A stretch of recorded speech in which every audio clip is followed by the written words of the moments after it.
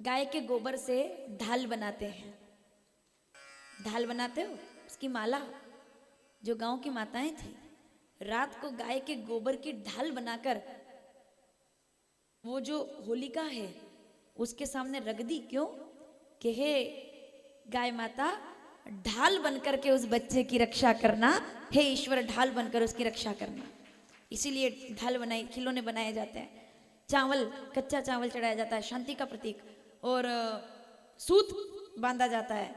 और कहते हैं कि उस अग्नि से जो राख जब सुबह होली जल जाती है तो आप जब वो लेकर आते हो अपने घर में, और उससे अगर आप त्रिपुंड लगाते हो, उसको आप अपने बच्चों के सिर पर लगाते हो, तो वो बहुत ज़्यादा शुभकामनाएं देने वाला है।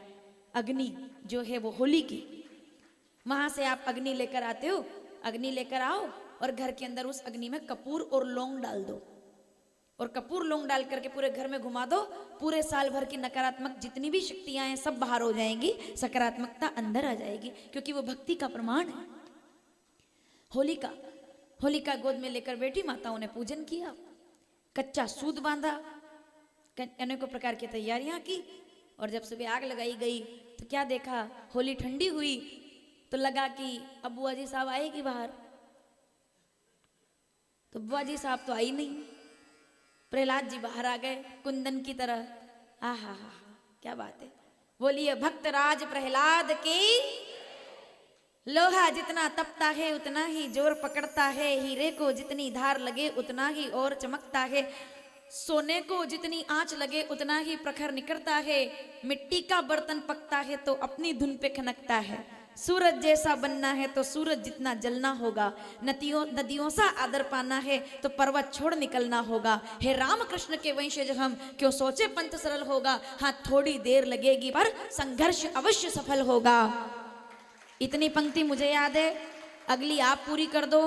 मैं भूल गई, आप पूरा करेंगे। हर समस्या का हल होगा, आज नहीं तो, और होगा जरूर।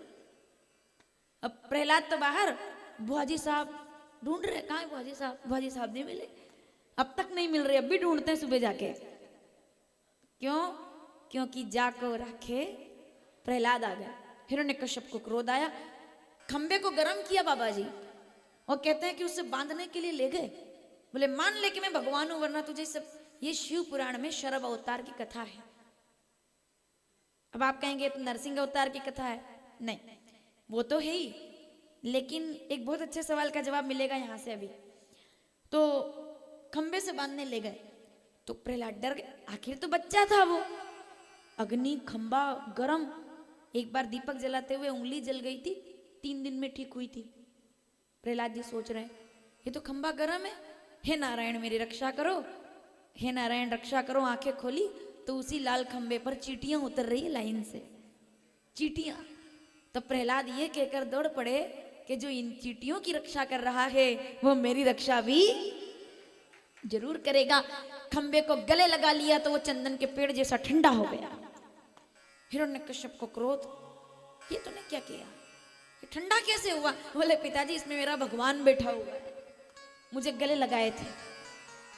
4 वेद के ज्ञाता, प्रकांड विद्वान रावण, 4 वेद मिलकर के रावण को यह ना समझा सके कि ये जो सामने हैं ये राम जी हैं। और एक 8 साल के बच्चे ने अपने पिता को विश्वास दिला दिया कि खंबे के अंदर भगवान है, कि इसमें भगवान है, मिलेगा। रावण को राम नहीं दिखे, हिरण्यकश्यप को खंबे में नारायण दिख गए। दोनों में बहुत अंतर है, विश्वास, यकीन।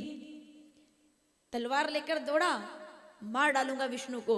खंबा फटा और उसके अंदर से कुछ नर कुछ सिंह सा प्रगटा रूप विशाल। बोलिए नरसिंह।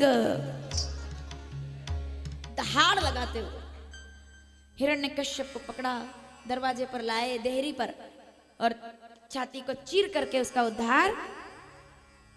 ना तो तू दिन, अभी ना दिन है ना रात, शाम का समय है, ना अंदर है ना देहरी पर है।